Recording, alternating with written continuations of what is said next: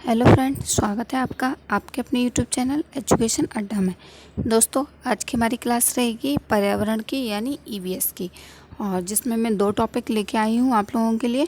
इसमें हमारा first topic रहेगा पानी और हवा प्रदूषण एवं संक्रमण, और दूसरा टॉपिक है हमारा प्राकृतिक वस्तुएं और उपज। ये दोनों ही टॉपिक हमारे एमपी वर्ग 3 जो होने वाला है एग्ज़ाम, उसके लिए है। और इन दोनों टॉपिकों से मैंने 50 मोस्ट इम्पॉर्टेंट क्वेश्चन चूज़ किए हैं, जो आपके लिए ऑब्जेक्टिव टाइप में लेके आई हूँ ये क्वेश्चन। और ये क्लास आप सीटेट के लिए भी देख सकते हैं। तो चलिए शुरू करेंगे हम हमारी क्लास।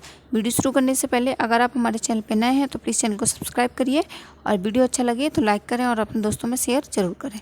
चलिए हम शुरू करेंगे। हमारा सबसे पहले फर्स्ट टॉपिक रहेगा पानी और हवा प्रदूषण एवं संक्रमण। तो इससे रिलेटेड हम कुछ क्वेश्चन कंप्लीट करेंगे, फिर उसके बाद हम दूसरा टॉपिक हमारा उठाएंगे। ठीक है, तो हमारा फर्स्ट टॉपिक है, उससे हमारा फर्स्ट क्वेश्चन रहेगा कि निम्नलिखित में से कौन विश्व ऊष्मायन का कारण है। निम्नलिखित में से कौन सा विश्व ऊष्मायन का कारण है। तो आपके ऑप्शन आपको स्क्रीन पे दिख रहे होंगे, जैसे कि जल प्रदूषण, मृदा प्रदूषण, वायु प्रदूषण या ध्वनि प्रदूषण।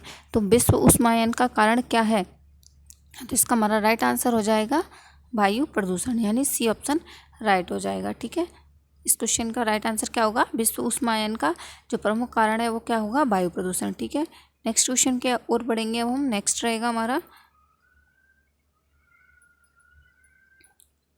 चलिए नेक्स्ट है हमारा सेकंड क्वेश्चन है, निम्नलिखित में से कौन वायु प्रदूषण का एक उदाहरण है। निम्नलिखित में से कौन वायु प्रदूषण का एक उदाहरण है। तो आपके ऑप्शन है धुआं एवं कुहासा, बी ऑप्शन है वाहनों से निकलने वाली गैस, सी ऑप्शन है जलती लकड़ी के चारकोल से निकली गैस, या फिर ये सभी। तो बताएं जल्दी से कौन सा वायु प्रदूषण का एक उदाहरण है। तो वायु प्रदूषण का उदाहरण देखिए, धुआं और कुहासा ये भी वायु प्रदूषण का उदाहरण है। वाहनों से निकलने वाली गैस वायु प्रदूषण का उदाहरण होता है, और जलती लकड़ी के चारकोल से निकलने वाली गैस ये भी वायु प्रदूषण का उदाहरण होता है। तो हमारा राइट आंसर बैठेगा वो होगा ये सभी, यानी जो डी ऑप्शन में जो दिया हुआ है ये सभी, तो ये हमारा राइट आंसर हो जाएगा यहाँ पर। नेक्स्ट पे बढ़ेंगे अब हम।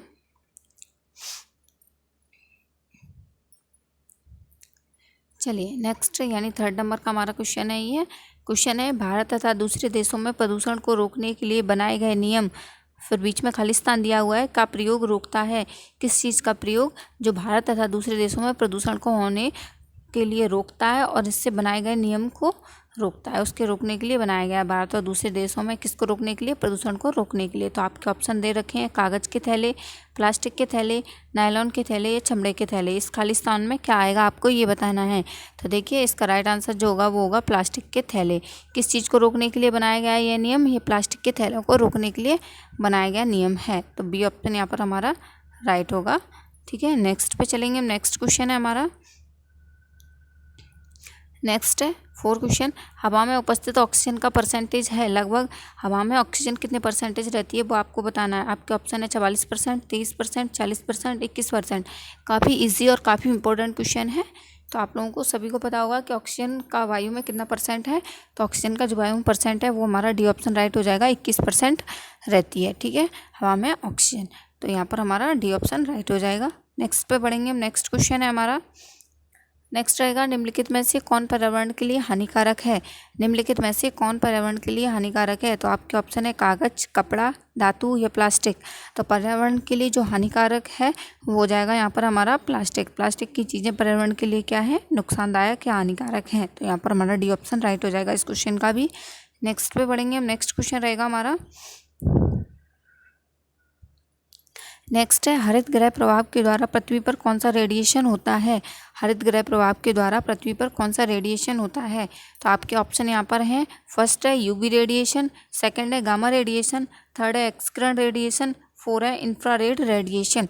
तो कौन सा रेडिएशन होता है हरित गृह प्रभाव के द्वारा पृथ्वी पर, तो वो हमें बताना है। तो वो हो जाएगा हमारा ए, यूवी रेडिएशन, जो हरित गृह प्रभाव के द्वारा पृथ्वी पर फैलता है।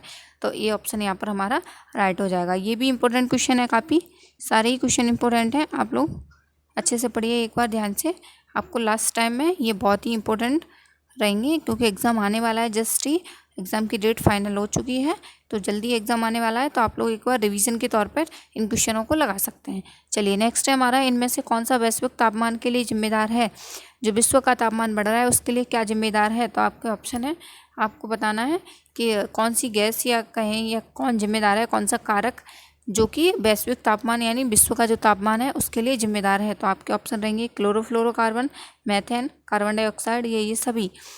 तो बताना है कि वैश्विक तापमान के लिए जो सबसे ज़्यादा जिम्मेदार गैस है वो हो जाएगी हमारी क्लोरोफ्लोरोकार्बन, यानी ए ऑप्शन यहाँ पर हमारा राइट हो जाएगा। क्लोरोफ्लोरोकार्बन जो है ये जो गैस है ये वैश्विक तापमान के लिए सबसे अधिक जिम्मेदार है।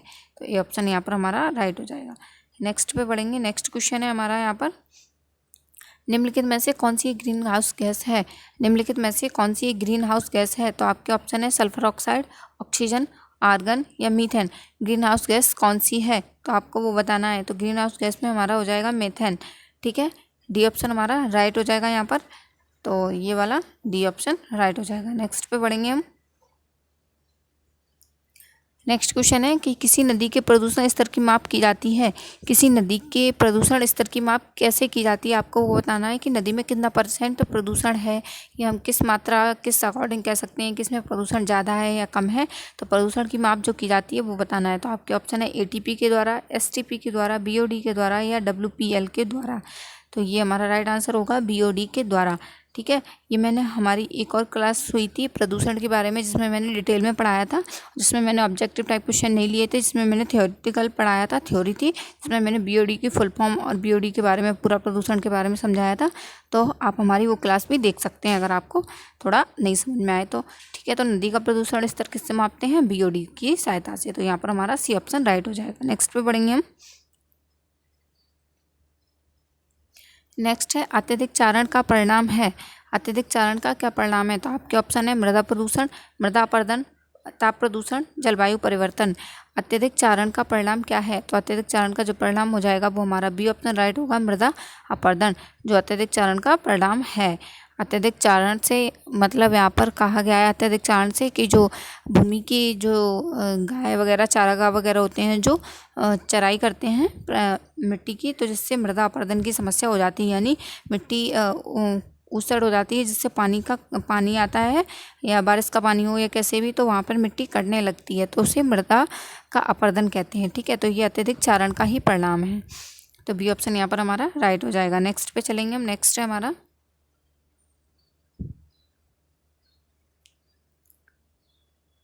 नेक्स्ट क्वेश्चन है स्मॉग या धुंध बनता है। स्मॉग से बात की जा रही है, धुंध से ब्रैकेट में धुंध दिया है। स्मॉग या धुंध बनता है तो आपके ऑप्शन है धुएं तथा कोहरे से, वाष्प के संघनन से, कोहरा तथा NO2 से, तथा धुएं तथा CO2 से। तो बताइए चार ऑप्शन में से कौन सा होगा? धुंध किससे बनता है वो बताना है आपको। तो हमारा ए ऑप्शन राइट होगा, धुएं तथा कोहरे से धुंध बन जाता है। सर्दियों में देखा होगा आपने कि जहाँ थोड़ा बहुत धुआं होता है, फैक्ट्री वगैरह से निकलने वाला धुआं हो या रसोई घर से निकलने वाला धुआं हो और साथ में कोहरा मिलता है, तो वो एक धुंध जैसा बन जाता है जिसे स्मॉग कहा जाता है। तो ये ऑप्शन यहाँ पर हमारा राइट होगा। ठीक है, नेक्स्ट पे बढ़ेंगे हम। नेक्स्ट क्वेश्चन रहेगा हमारा, नेक्स्ट है विश्व ओजोन दिवस कब मनाया जाता है। वेरी वेरी इंपॉर्टेंट कहूँ मैं इसको, तो भी कम है इस क्वेश्चन के लिए, काफ़ी इंपॉर्टेंट क्वेश्चन है, ध्यान रखिएगा कि विश्व ओजोन दिवस कब मनाया जाता है। तो आपके ऑप्शन है 21 मार्च, 16 सितंबर, 25 अप्रैल या 5 जून। तो देखिए आपको रट लेना है, ये क्वेश्चन याद नहीं करना है, बिल्कुल रट लेना है कि विश्व ओजोन दिवस कब मनाया जाता है। तो हमारा राइट आंसर होगा 16 सितंबर को मनाया जाता है। विश्व ओजोन दिवस कब मनाया जाता है? 16 सितंबर को, यानी बी ऑप्शन हमारा राइट हो जाएगा। काफ़ी इंपॉर्टेंट क्वेश्चन है, बहुत ही ज़्यादा इंपॉर्टेंट, आप लोग रट लीजिए इस क्वेश्चन को। तो ठीक है, नेक्स्ट है हमारा सन 1992 में पर्यावरण सुरक्षा से संबंधित प्रथम पृथ्वी सम्मेलन किस शहर में आयोजित हुआ था। प्रथम पृथ्वी सम्मेलन किस शहर में आयोजित हुआ था सन 1992 में। ये भी इम्पोर्टेंट क्वेश्चन है, सारे क्वेश्चन इसमें जो लिए गए हैं काफ़ी इंपॉर्टेंट है, कि कई बार परीक्षा में दोहराए गए हैं। ठीक है, तो आपके ऑप्शन रख रही हूँ मैं सामने, Copenhagen, Rio de Janeiro, Washington, Stockholm. कहाँ पर हुआ था? जो पर्यावरण सुरक्षा से संबंधित एक सम्मेलन हुआ था जिसे पृथ्वी सम्मेलन कहा गया था, ये हुआ था रियो डी जेनेरो में। ठीक है, बी ऑप्शन इसमें भी हमारा राइट हो जाएगा। नेक्स्ट पे बढ़ेंगे हम। नेक्स्ट क्वेश्चन है कि भारत की जलवायु परिवर्तन पर प्रथम राष्ट्रीय क्रिया योजना प्रकाशित हुई। भारत की जलवायु परिवर्तन पर प्रथम राष्ट्रीय क्रिया योजना प्रकाशित कब हुई? आपके ऑप्शन है 2008 में, 2012 में, 2014 में, 2015 में। तो बताना है आपको। तो ये हमारा राइट आंसर इसका जो होगा वो होगा 2008 में। भारत की जलवायु परिवर्तन पर जो प्रथम राष्ट्रीय क्रिया योजना प्रकाशित हुई थी वह 2008 में हुई थी। तो यहाँ पर हमारा ए ऑप्शन राइट होगा। नेक्स्ट पे चलेंगे हम। नेक्स्ट क्वेश्चन है हमारा, इस तरह हमें 50 क्वेश्चन कंप्लीट करने हैं, तो हम जल्दी से कवर करेंगे हमारे 50 क्वेश्चन, क्योंकि हमें और भी क्लास लेनी होती है। और सब्जेक्ट की। हमारा क्वेश्चन है निम्नलिखित में से वह कौन सा प्राणी है जिसे खुरपका रोग हो सकता है। निम्नलिखित में से वह कौन सा प्राणी है जिससे खुरपका रोग हो सकता है। तो आपके ऑप्शन है पशु, पशु और भेड़, पशु और सुअर, पशु भेड़ और सुअर। तो देखिए डी ऑप्शन है जिसमें तीनों ही ऑप्शन दिए हुए हैं, पशु भी दिया है, भेड़ भी दिया है, सुअर भी दिया है। ये तीनों को ही खुरपका रोग हो सकता है, जिसमें उनके पैरों के जो खुर होते हैं, नाखून होते हैं, वो पक जाते हैं। ये उससे संबंधित रोग है। ठीक है, तो डी ऑप्शन यहाँ पर हमारा राइट हो जाएगा। नेक्स्ट पे बढ़ेंगे हम। नेक्स्ट क्वेश्चन है हमारा, नेक्स्ट है अलेक्जेंडर फ्लेमिंग का नाम किस खोज से संबंधित है। अलेक्जेंडर फ्लेमिंग का नाम किस खोज से संबंधित है। तो आपके ऑप्शन रहेंगे रुधिर का संचरण, आनुवंशिकता का नियम, और थर्ड ऑप्शन है ट्यूबरकल बैसिलस या पेनिसिलिन। तो अलेक्जेंडर जो फ्लेमिंग थे उनका नाम जिस खोज से संबंधित था वो रहेगा हमारा पेनिसिलिन। इन्होंने पेनिसिलिन की खोज की थी। पेनिसिलिन की खोज किसने की थी, अगर इस तरह से क्वेश्चन आता है तो भी आप आंसर लगा सकते हैं कि अलेक्जेंडर फ्लेमिंग ने की थी। ठीक है, नेक्स्ट रहेगा हमारा क्वेश्चन। नेक्स्ट है विटामिन बी की कमी से होता है। विटामिन बी की कमी से कौन सा रोग होता है। तो आपके ऑप्शन रहेंगे स्कर्वी, डर्मेटाइटिस, बेरीबेरी या फाइनोडर्मा। विटामिन बी की कमी से जो रोग होता है उसको हम कहते हैं बेरीबेरी रोग, यानी सी ऑप्शन यहाँ पर हमारा राइट होगा। विटामिन बी की कमी से होने वाला रोग होगा बेरीबेरी। ठीक है, नेक्स्ट क्वेश्चन पे चलेंगे हम। नेक्स्ट है हमारा क्वेश्चन, नेक्स्ट है ग्रेव का रोग किस कारण से होता है। ग्रेव का रोग किस कारण से होता है। तो आपके ऑप्शन है थाइमस की अति सक्रियता से, थायराइड की अति सक्रियता से, थाइमस की अल्प सक्रियता से या थायराइड की अल्प सक्रियता से। बताइए जल्दी से कि थाइमस या थायराइड की अति सक्रियता से होता है या अल्प सक्रियता से होता है। तो देखिए इसमें जो हमारा राइट आंसर बनेगा, ग्रेव का जो रोग होता है, काफ़ी ध्यान से पढ़ने वाला क्वेश्चन है क्योंकि ऑप्शन सभी एक जैसे लग रहे हैं आप लोगों को, लेकिन ध्यान से अगर देखिएगा तो एक जैसे नहीं है, चारों ही ऑप्शन अलग अलग हैं। ठीक है, थाइमस और थायराइड ग्रंथि की बात की जा रही है, जिसमें एक में अति सक्रियता बात की जा रही है और एक में अल्प सक्रियता। एक अति सक्रियता है, एक अल्प सक्रियता है, यानी उसका ज़्यादा बहाव होता है, स्राव होता है या कम स्राव होता है, तो उसकी वजह से यह रोग हो जाता है। तो ग्रेव का रोग जो होता है वो होता है थाइमस ग्रंथि की अति सक्रियता से, यानी ज़्यादा स्राव होता है थाइमस ग्रंथि से, तो वो क्या हो जाता है, थाइमस की अति सक्रियता से ग्रेव का रोग हो जाता है। तो ये ऑप्शन यहाँ पर हमारा राइट हो जाएगा। नेक्स्ट पे बढ़ेंगे हम नेक्स्ट क्वेश्चन पे कि जीवाणुवीय रोग किस में पाए जाते हैं। जीवाणुवीय रोग किस में पाए जाते हैं। तो आपके ऑप्शन रहेंगे पौधे में, पशु में, मानव में या इन सभी में। जीवाणुवीय रोग जो पाए जाते हैं वो इन सभी में पाए जाते हैं। ठीक है, पौधे में भी पाए जाएंगे, पशु में भी पाए जाएंगे और मानव में भी पाए जाएंगे। तो डी ऑप्शन हमारा यहाँ पर राइट हो जाएगा। नेक्स्ट पे चलेंगे हम। नेक्स्ट क्वेश्चन रहेगा हमारा,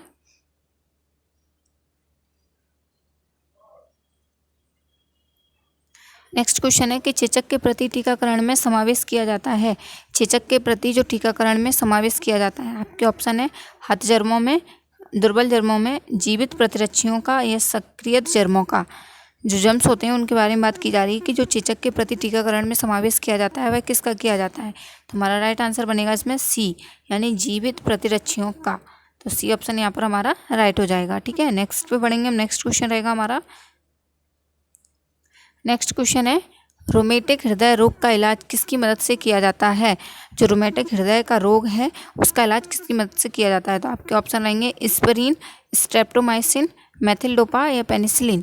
तो इसमें हमारा राइट आंसर जो होगा वो होगा B option, streptomycin. B option right हो जाएगा। जो रोमेटिक हृदय रोग का इलाज है वो स्ट्रेप्टोमाइसिन के द्वारा किया जाता है। तो राइट आंसर हो जाएगा बी ऑप्शन। नेक्स्ट पे चलेंगे हम। नेक्स्ट क्वेश्चन है हमारा एनोफ्लुएंजा विषाणु होता है, एक सेकेंड, यस, एनफ्लुएंजा विषाणु होता है, इसके बारे में बताना है हमें। एनफ्लुएंजा विषाणु होता है। तो आपके ऑप्शन है बराबर मात्रा में आरएनए और डीएनए, बी ऑप्शन है आरएनए की अल्प मात्रा के साथ डीएनए, सी ऑप्शन है केवल आरएनए और डी ऑप्शन है केवल डीएनए। तो बताना है एनफ्लुएंजा विषाणु होता है किससे होता है, केवल आरएनए में होता है। सी ऑप्शन हमारा राइट होगा यहाँ पर, केवल आरएनए में क्या होता है, एनफ्लुएंजा विषाणु। तो सी ऑप्शन यहाँ पर हमारा राइट हो जाएगा। नेक्स्ट पे बढ़ेंगे अब हम। नेक्स्ट क्वेश्चन है कि साधारण जुकाम पैदा किया जाता है। साधारण जुकाम किसके द्वारा पैदा किया जाता है। तो आपके ऑप्शन है वायरस द्वारा, बैक्टीरिया द्वारा, प्रोटोजोआ द्वारा या एक कोशिकीय शैवाल द्वारा। तो जो साधारण जुकाम पैदा किया जाता है वो वायरस के द्वारा किया जाता है, यानी ए ऑप्शन हमारा यहाँ पर राइट होगा। वायरस के द्वारा साधारण जुकाम पैदा किया जाता है। ठीक है, नेक्स्ट पे चलेंगे हम। नेक्स्ट क्वेश्चन है हमारा निद्रा रोग किसके द्वारा होता है। निद्रा रोग इसके द्वारा होता है। आपके ऑप्शन है एस्चेरिचिया, मेसोरिया, एंटमीबा, ट्रिपेसोनोमा। ठीक है, तो निद्रा रोग का बताना है आपको कि किसके द्वारा होता है। तो हमारा यहाँ पर डी ऑप्शन राइट होगा, ट्रिपेसोनोमा। ठीक है, डी ऑप्शन राइट हो जाएगा, ट्रिपेसोनोमा किसके द्वारा होता है, निद्रा रोग होता है ट्रिपेसोनोमा के द्वारा। नेक्स्ट पे बढ़ेंगे अब हम, नेक्स्ट क्वेश्चन रहेगा हमारा। नेक्स्ट है कि बर्ड फ्लू पैदा करने वाले H5N1 वायरस का सबसे पहले पता चला था, कब पता चला था। जो बर्ड फ्लू पैदा कर रहे थे वो H5N1 वायरस था, जिसका सबसे पहले पता चला था 1991 में, 1995 में, 1997 में या 2001 में। तो इसका जो सबसे पहले पता चला था वो सी ऑप्शन होगा हमारा, 1997 में। ठीक है, बर्ड फ्लू फैलाने वाले H5N1 वायरस का सबसे पहले पता चला था 1997 में। नेक्स्ट पे बढ़ेंगे हम, नेक्स्ट क्वेश्चन रहेगा हमारा। नेक्स्ट है चेचक होने का कारण है, चेचक होने का क्या कारण है। आपके ऑप्शन रहेंगे रूबियोला वायरस, बेरियोला वायरस, वेरिसेला या मिक्सो वायरस। तो देखिए सही इसका जो आंसर बनेगा, चेचक होने का जो कारण होता है वो होता है बेरियोला वायरस, यानी बी ऑप्शन राइट होगा। बेरियोला वायरस के कारण ही चेचक रोग हो जाता है, बी ऑप्शन राइट हो गया। नेक्स्ट पे बढ़ेंगे हम, नेक्स्ट क्वेश्चन है हमारा जीवाणु बैक्टीरिया कौन सी बीमारी पैदा करने वाले जीव हैं। जीवाणु या इनको जीवाणु को बैक्टीरिया भी कहते हैं। तो ये कौन सी बीमारी पैदा करने वाले जीव हैं। तो आपके ऑप्शन रहेंगे मलेरिया, एड्स, और दो ऑप्शन मैं और आप लोगों के सामने रख रही हूँ।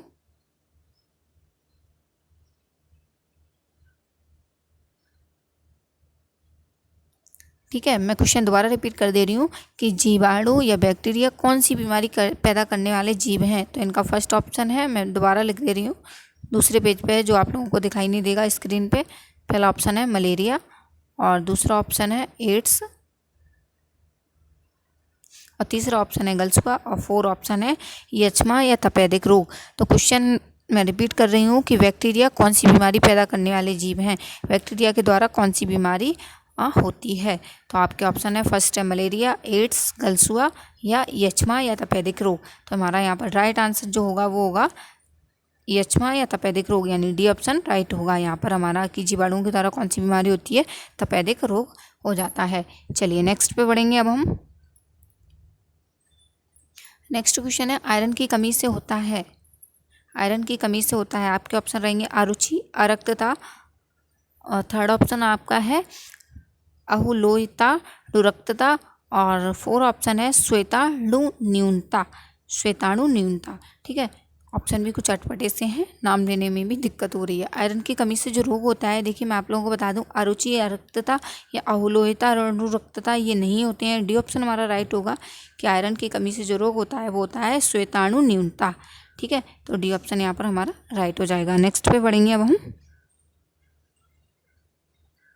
नेक्स्ट क्वेश्चन है, यह किसने बताया था कि विटामिन सी जुकाम से बचाता है।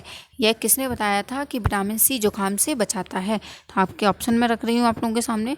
ऑप्शन है, यह किसने बताया था कि विटामिन सी जुकाम से बचाता है।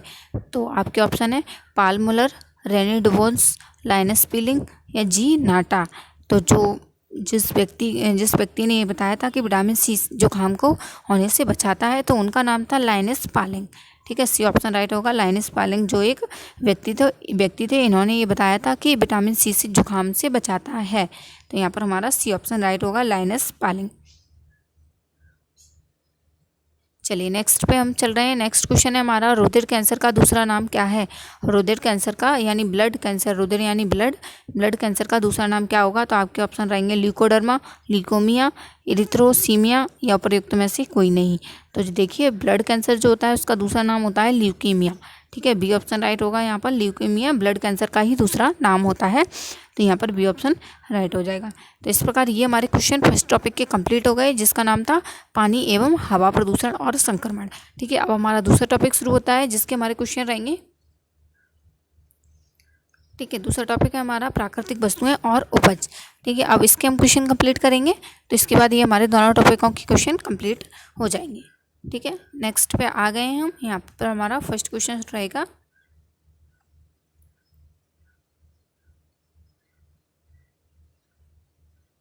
आई होप कि आप लोगों को अच्छे से दिखाई दे रहा होगा स्क्रीन पे। हमारा फर्स्ट क्वेश्चन है नेक्स्ट टॉपिक का कि झूम है, झूम क्या है? तो आपके ऑप्शन रहेंगे एक लोक नृत्य, एक नदी का नाम, भारत के उत्तर पूर्व में एक जनजाति, या कृषि करने का एक प्रकार, कृषि या खेती करने का एक प्रकार। तो देखिए झूम क्या है, तो हमारा इसमें राइट आंसर जो होगा वो होगा डी ऑप्शन, कि कृषि या खेती करने का एक प्रकार है जिसे झूम कहते हैं। आप लोगों ने झूम खेती का नाम सुना होगा, तो ये खेती करने का ही एक प्रकार है। तो यहाँ पर हमारा डी ऑप्शन राइट हो जाएगा।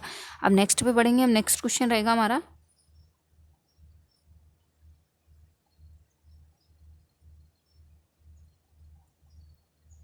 यस नेक्स्ट क्वेश्चन है, निम्नलिखित में से कौन सी विधि मृदा की उर्वरता और नमी के संरक्षण में मदद नहीं करती है? निम्नलिखित में से कौन सी विधि है जो मृदा की उर्वरता और नमी के संरक्षण में मदद नहीं करती है? मदद नहीं करती है वो विधि बताना है। ठीक है, तो आपके ऑप्शन है समुच्च रेखी जुताई, वर्षाधीन खेती, पट्टीदार खेती, या स्थानांतरीय कृषि। तो देखिए इसका जो हमारा राइट आंसर होगा वो होगा डी ऑप्शन, स्थानांतरीय कृषि जो होती है वो मृदा के उर्वरता और नमी के संरक्षण में मदद नहीं करती है, स्थानांतरीय कृषि। तो इसमें भी हमारा डी ऑप्शन राइट होगा। नेक्स्ट पे बढ़ेंगे हम। नेक्स्ट क्वेश्चन रहेगा हमारा, क्वेश्चन थोड़ा बड़ा है तो मैं थोड़ा सा छोटा कर ले रही हूँ इसको, ताकि स्क्रीन पे आप लोगों को पूरा दिख सके। ठीक है, आई होप कि पूरा दिख रहा होगा आप लोगों को। क्वेश्चन है कि भारत के विभिन्न हिस्सों में कृषि उत्पादन भिन्न भिन्न तीव्रताओं के बाढ़ और सूखा से बहुत अधिक प्रभावित हैं। उस संबंध में निम्नलिखित में से कौन सा एक उपाय धारणीय नहीं होगा? ठीक है, इसमें भी नेगेटिव पूछा गया है। मैं क्वेश्चन रिपीट कर रही हूँ कि भारत के विभिन्न हिस्सों में कृषि उत्पादन भिन्न भिन्न तीव्रताओं के बाढ़ और सूखों से अधिक प्रभावित हैं। उस संबंध में निम्नलिखित में से कौन सा एक उपाय धारणीय नहीं होगा? तो आपके ऑप्शन है, फर्स्ट ऑप्शन है व्यापक सिंचाई सुविधाओं का प्रावधान, फसल कैलेंडर में परिवर्तन, कृषि के लिए बाढ़ और सूखा प्रवण क्षेत्रों का परिहार, और डी ऑप्शन है बाढ़ और सूखे की दशाओं को सर्वाधिक उपयुक्त फसलों के चयन पर बल। ठीक है, तो थर्ड का हमें राइट आंसर बताना है। इसमें नेगेटिव आंसर पूछा गया है कि कौन सा उपाय धारणीय नहीं होगा, तो जो धारणीय उपाय नहीं होगा वो होगा सी ऑप्शन, कि कृषि के लिए बाढ़ और सूखा प्रवण क्षेत्रों का परिहार करना। तो सी ऑप्शन यहाँ पर हमारा राइट हो जाएगा। नेक्स्ट क्वेश्चन पे चलेंगे हम। नेक्स्ट रहेगा हमारा क्वेश्चन, थोड़ा बड़ा कर लेती हूँ मैं। नेक्स्ट क्वेश्चन कि सरसों के बीज का सबसे अधिक उत्पादन करने वाला राज्य है। सरसों सबसे अधिक उत्पादन करने वाला राज्य कौन सा है? सरसों का सबसे अधिक उत्पादन करने वाला राज्य पूछा गया है। तो आपके ऑप्शन रहेंगे महाराष्ट्र, राजस्थान, उत्तर प्रदेश, या गुजरात। सरसों का सबसे ज़्यादा जो उत्पादन करने वाला राज्य जो हो जाएगा वो हो जाएगा हमारा राजस्थान। ठीक है, बी ऑप्शन राइट हो जाएगा। राजस्थान में सबसे अधिक सरसों का उत्पादन किया जाता है। ठीक है, नेक्स्ट रहेगा हमारा क्वेश्चन,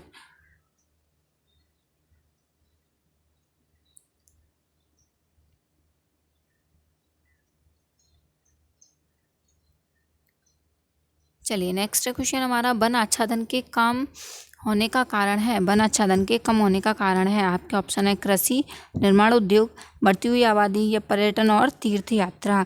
वन आच्छादन के कम होने का क्या कारण है? तो जो हमारा राइट आंसर बनेगा वो होगा इसका हमारा सी, बढ़ती हुई आबादी।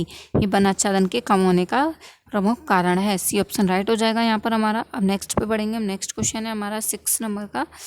ये क्वेश्चन कह रहा है कि क्वेश्चन है कृषि को स्थानीय समुदाय की आय, जीविका और अवसर का उपकरण होना चाहिए। यह कथन किसका है? क्वेश्चन रिपीट कर रही हूँ कि कृषि को स्थानीय समुदाय की आय, जीविका और अवसर का उपकरण होना चाहिए। यह कथन किसका है? तो ऑप्शन है आपके doctor Madhavan Nair, doctor Manmohan Singh, doctor Abdul Kalam, या डॉक्टर MS स्वामीनाथन। तो देखिए ये हमारा जो राइट आंसर होगा 6 का वो होगा डी ऑप्शन होगा, कि डॉक्टर MS स्वामीनाथन। अब इनके नाम से आप लोगों को एक चीज़ ध्यान में आ रहा होगा कि भारत में जो हरित क्रांति की जनक थे वो कौन थे? Doctor MS Swaminathan. कृषि से संबंधित इन्होंने ही सबसे पहले हरित क्रांति चलाई थी। हरित क्रांति का जनक जो कहा जाता है भारत में कृषि में, तो वो किसको कहा जाता है? डॉक्टर MS स्वामीनाथन को। तो यहाँ पर हमारा डी ऑप्शन राइट हो जाता है, और इससे हमारे 2 क्वेश्चन कंप्लीट होते हैं। ठीक है, नेक्स्ट है हमारा क्वेश्चन।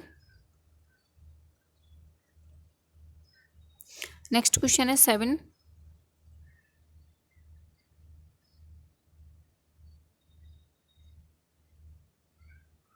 चलिए थोड़ा बड़ा क्वेश्चन है, कूट वाला क्वेश्चन है। इसमें कुछ उपयुक्त कथन भी दिए हुए हैं नीचे। पहले हम क्वेश्चन को पढ़ते हैं। क्या लिखा हुआ है कि भारत में कृषि भूमि के प्रति व्यक्ति हास के लिए, मैं क्वेश्चन दोबारा से पढ़ रही हूँ, भारत में कृषि भूमि के प्रति व्यक्ति हास्य के लिए निम्नलिखित में से क्या क्या उत्तरदायी है। अब कुछ कथन दिए हुए हैं, वो आप लोगों को पढ़ना है। पहला है निम्न प्रति व्यक्ति आय, दूसरा है जनसंख्या वृद्धि की तीव्र दर, तीसरा है उत्तराधिकारियों में समान रूप से भूमि का बंटवारा करने का प्रचलन, या फोर्थ है खेती करने की पारंपरिक तकनीक का इस्तेमाल। अब इसके बाद आप लोगों को कूट दिए हैं, यानी 4 ऑप्शन दिए हैं। अब इनमें से आप लोगों को ऑप्शन बताने हैं। तो ऑप्शन है उपर्युक्त कथनों में से कौन सा सही है, सही बताना है अब आप लोगों को। पहला ऑप्शन है 1 और 2 कथन सही है, दूसरा है 2 और 3 सही है, तीसरा है 1 और 4 सही है, और फोर्थ है 2, 3 और 4 तीनों सही हैं, 2, 3 और 4। तो बताइए जल्दी से इसमें क्या सही हो जाएगा। तो देखिए 7 का जो हमारा राइट आंसर बनेगा वो होगा, देखिए इसमें 2 ऑप्शन सही है। देखिए जनसंख्या वृद्धि की दर एक तो 2 नंबर का सही है और एक तीसरा सही है, उत्तराधिकारियों में समान रूप से भूमि का बंटवारा करने का प्रचलन होना चाहिए। ठीक है, तो ये हमारा 7 क्वेश्चन है, इसका बी ऑप्शन राइट हो जाएगा 2 और 3, यानी 2 नंबर सही है और 3 नंबर सही है। तो 2 और 3 जिसमें है वो है बी ऑप्शन में। ठीक है, बी ऑप्शन में 2 और 3 दोनों सही है। अब नेक्स्ट पे बढ़ेंगे हम। नेक्स्ट क्वेश्चन रहेगा हमारा, देखिए नेक्स्ट क्वेश्चन है कि निम्नलिखित में से कौन सा फसल संयोजन भारत की मिश्रित फसलों में इस्तेमाल नहीं किया जाता। निम्नलिखित में से कौन सा फसल संयोजन भारत की मिश्रित फसलों में इस्तेमाल नहीं किया जाता। तो पहला ऑप्शन है गेहूं तथा सरसों, और नेक्स्ट ऑप्शन है गेहूं तथा चिकपी, थर्ड है चावल तथा मूंगफली, और फोर्थ है मूंगफली तथा सूरजमुखी। मैं फर्स्ट ऑप्शन यहाँ पर लिख दे रही हूँ क्योंकि वो दूसरे पेज पे है, तो आप लोगों को दिखाई नहीं देगा, तो आप लोग भूल जाएंगे। गेहूं तथा सरसों। ठीक है, अब मैं क्वेश्चन को पढ़ रही हूँ, पर आप लोगों को 4 ऑप्शन बताने हैं। ठीक है, क्वेश्चन है कि निम्नलिखित में से कौन सा फसल संयोजन भारत की मिश्रित फसलों में इस्तेमाल नहीं किया जाता ये बताना है। तो फर्स्ट ऑप्शन है गेहूं तथा सरसों, गेहूं तथा चिकपी, चावल तथा मूंगफली, या डी मूंगफली तथा सूरजमुखी। तो जो क्या कहते हैं भारत की मिश्रित फसलों में इस्तेमाल नहीं किया जाता है वो हो जाएगा हमारा सी ऑप्शन, यानी चावल और मूंगफली ये मिश्रित फसलों में शामिल नहीं किया जाता। तो सी ऑप्शन यहाँ पर हमारा राइट होगा। ठीक है, नेक्स्ट पे बढ़ेंगे हम। नेक्स्ट क्वेश्चन रहेगा हमारा, नेक्स्ट है निम्नलिखित में से किसको भारत में नकदी फसल माना जाता है। निम्नलिखित में से किसको भारत में नकदी फसल माना जाता है। तो हमारे ऑप्शन है मक्का, चना, प्याज या गेहूँ। नकदी फसल का उदाहरण देना है आप लोगों को। तो नकदी फसल का जो उदाहरण होगा ये वो हमारा होगा यहाँ पर सी, यानी प्याज। प्याज जो है नकदी फसल का उदाहरण है। ठीक है, नेक्स्ट पे बढ़ेंगे हम। नेक्स्ट क्वेश्चन रहेगा हमारा, नेक्स्ट है यहाँ पर हमारा निम्नलिखित में से कौन सी भारत में रबी की फसल नहीं है। तो जो नहीं है वो बतानी है आप लोगों को, नेगेटिव बताना है कि रबी की फसल कौन सी नहीं है। आपके ऑप्शन है गेहूँ, जौ, रेपसीड या जूट। रबी की फसल नहीं है जूट। ठीक है, तो डी ऑप्शन हमारा होगा जूट। ठीक है, डी राइट होगा, जूट ये रबी की फसल नहीं है। नेक्स्ट पे चलेंगे हम। नेक्स्ट क्वेश्चन रहेगा और आज का हमारा जो लास्ट क्वेश्चन रहेगा 11 वाला।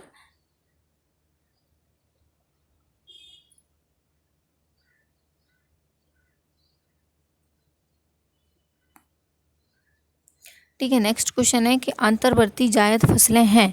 अंतर्वर्ती जायद फसलें हैं। तो फर्स्ट ऑप्शन है आपका बे फसलें जो हरी काट कर पशुओं को खिलाई जाती हैं। बी ऑप्शन है प्रतिस्थापित फसलें जो तब रोपित की जाती हैं जब नियमित फसलें उगने में असफल हो जाएं। या सी ऑप्शन है बे फसलें जो नष्ट किए जाने वाले कुछ कीटनाशकों को आकर्षित करने के लिए रोपित की जाती हैं। या फिर डी ऑप्शन है बे फसलें जो कुछ ऐसे कीटों को आकर्षित करने के लिए रोपित की जाती हैं जो नाशक जीवों के जैविक नियंत्रण के लिए प्रयुक्त की जाती हैं। तो बताइए जल्दी से कि अंतर्वर्ती जायद फसलें कौन सी हैं इसमें से। तो जो देखिए अंतर्वर्ती जो जायद फसलें हैं होंगी वो होंगी हमारे ए ऑप्शन में कि बे फसलें जो हरी काट कर पशुओं को खिलाई जाती हैं वो कहलाती हैं जायद की फसलें या अंतर्वर्ती फसलें। तो ये ऑप्शन यहाँ पर हमारा राइट हो जाता है। तो दोस्तों इस प्रकार ही हमने हमारे दोनों टॉपिकों के क्वेश्चन कंप्लीट किए हैं। काफ़ी इंपॉर्टेंट क्वेश्चन थे। आई होप कि आप लोगों को बहुत अच्छा लगा होगा आज की क्लास में, और आप इसी तरह हमारे वीडियो देखते रहिए। मैं आप लोगों के लिए और भी अच्छे टॉपिक लाती रहूँगी क्वेश्चनों के लिए, इन क्वेश्चनों से रिलेटेड। और ये टॉपिक हमारे ये 2 मैंने पहले लाए थे इससे पहले वाली वीडियो में, और 2 टॉपिक इस वाली वीडियो में, यानी हमारे 4 टॉपिक इस EVS के कंप्लीट हो गए हैं। एमपी वर्ग 3 के क्वेश्चन के, यानी हमारा रिवीजन हो रहा है लास्ट टाइम पे। तो अब इसके बाद में नेक्स्ट टॉपिक फिर लेके आऊँगी अगले वीडियो में। तब तक के लिए धन्यवाद। वीडियो अच्छा लगा हो तो लाइक करें, अपने दोस्तों में शेयर जरूर करें। Thank you for watching.